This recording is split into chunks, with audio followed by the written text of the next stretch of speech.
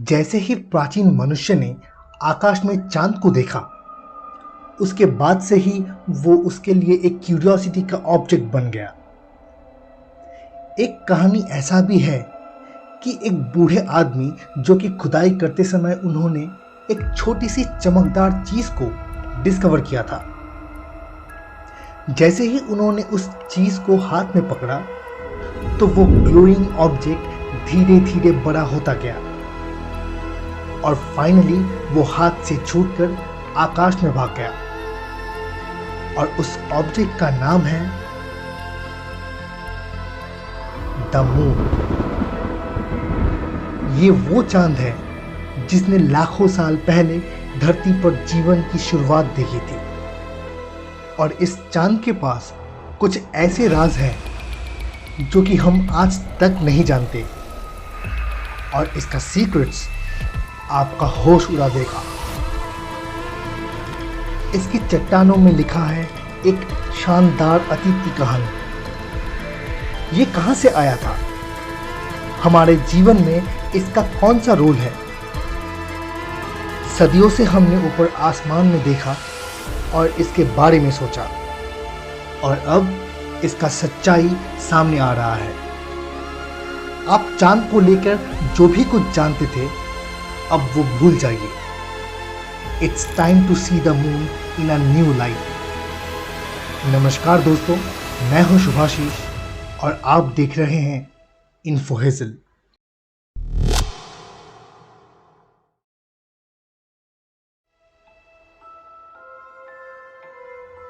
Moon rocks एक प्राचीन इतिहास की किताब के पन्ने की तरह है। आज से करीब 50 साल पहले अपोलो मिशन से लाए गए मून रॉक सैंपल्स ने हमें चांद के एपिक और मिस्टीरियस हिस्ट्री के बारे में पहली बार एक्सपीरियंस कराया था।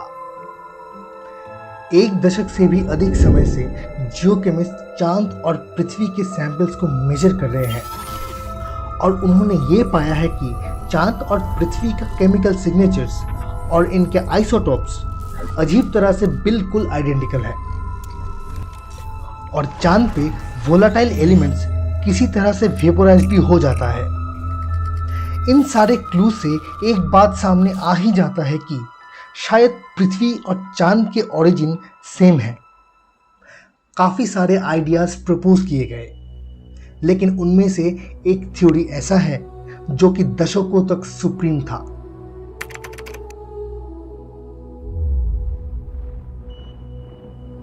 साढ़े 4 अरब साल पहले हमारा सोलर सिस्टम एक क्राउडेड प्लेस हुआ करता था।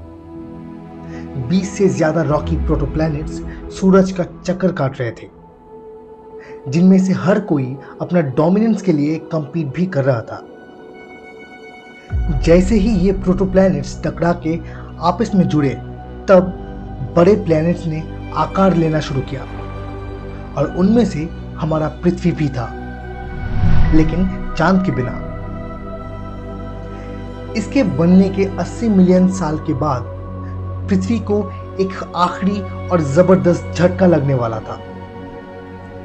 हमारे क्राउडेड सोलर सिस्टम का एक छोटा सा प्लैनेट जिसका नाम था थिया, इसके साथ पृथ्वी का एक जबरदस्त कोलिजन होने वाला था, और इस कोलिजन के बाद थिया पूरी तरह से पृथ्वी के आउटर लेयर से टकराकर एक मोल्टेन बॉल की तरह बाहर निकल गया।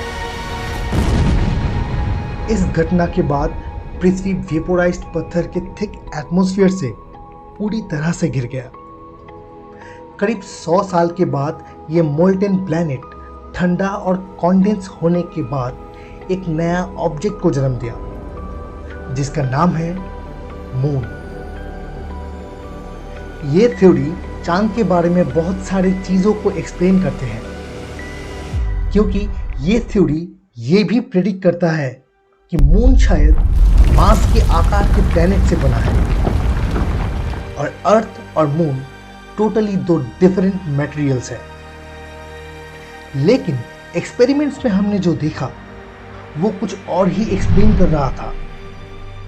मून और अर्थ असल में एक आइडेंटिकल ट्विन्स है, और इन दोनों का जेनेटिक आइसोटोप्स बिल्कुल हूबहू मिलता है।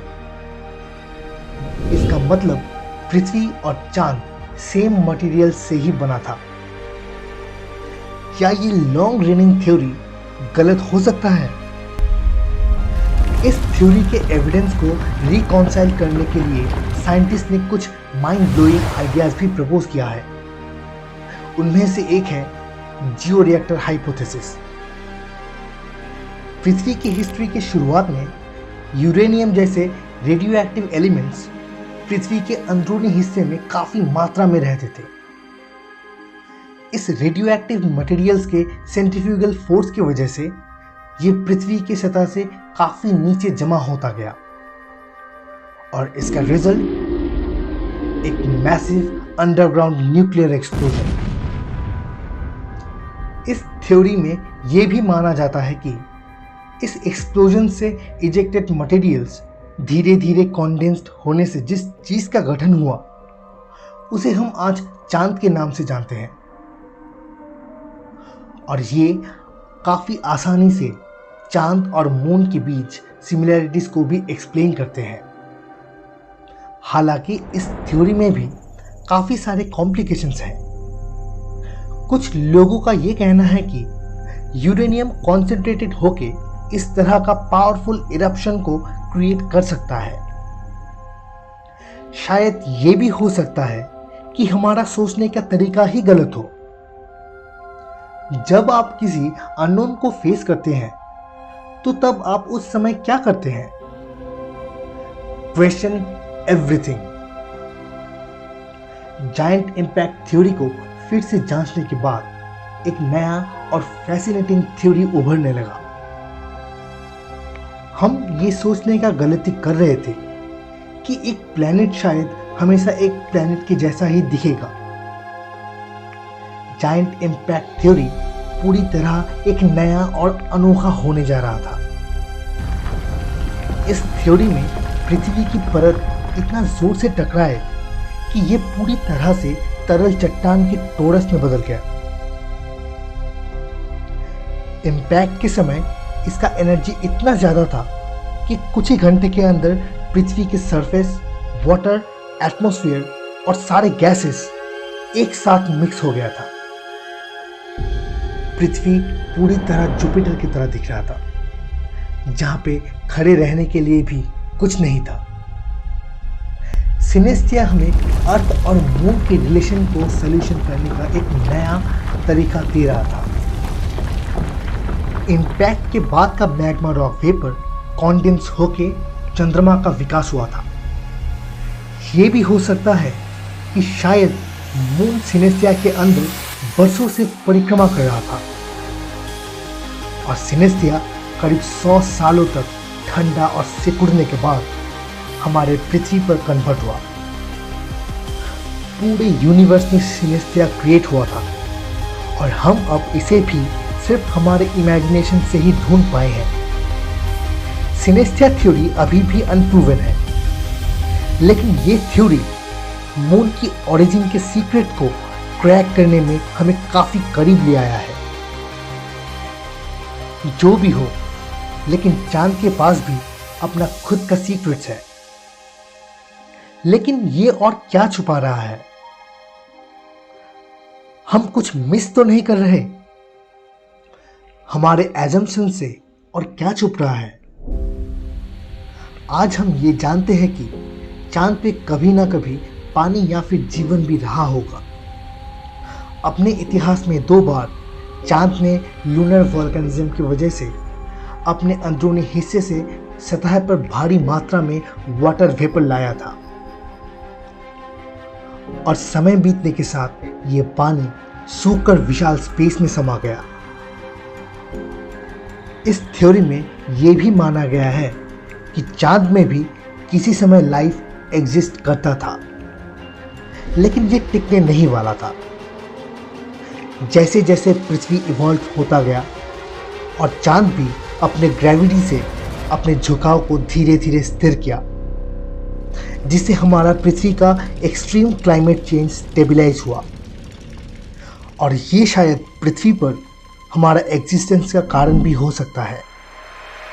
अगर चांद नहीं होता तो शायद लाइफ ऑन अर्थ काफी डिफरेंट होता, या शायद हमारा अस्तित्व ही नहीं रहता। चांद का हिस्ट्री जानना शायद अपने को जानना है, क्योंकि हमारा रूट्स एक दूसरे से जुड़े हुए हैं। हमने बहुत कुछ जाना है, लेकिन मिस्ट्रीज अभी भी बना हुआ है। इसका पूरी कहानी जानने के लिए हमें और पीछे जाना होगा। More pages of the moon's history are waiting for us. लेकिन हम पीछे जाते हैं या नहीं, ये हम पर डिपेंड करता है। और चांद का असली सच्चाई हमेशा की तरह हमारा इंतजार कर रहा है। तो आज का इन्फो बस इतना ही। वीडियो अच्छा लगा हो तो इसे लाइक और शेयर ज़रूर करें। अगर आप हमारे चैनल पर नए हैं तो इसे सब्सक्राइब ज़रूर करें और उस बेल आइकॉन को बजाना मत भूलिएगा। तो मिलते हैं इन्फो हेजल के किसी दूसरे एपिसोड में। तब तक के लिए जय हिंद।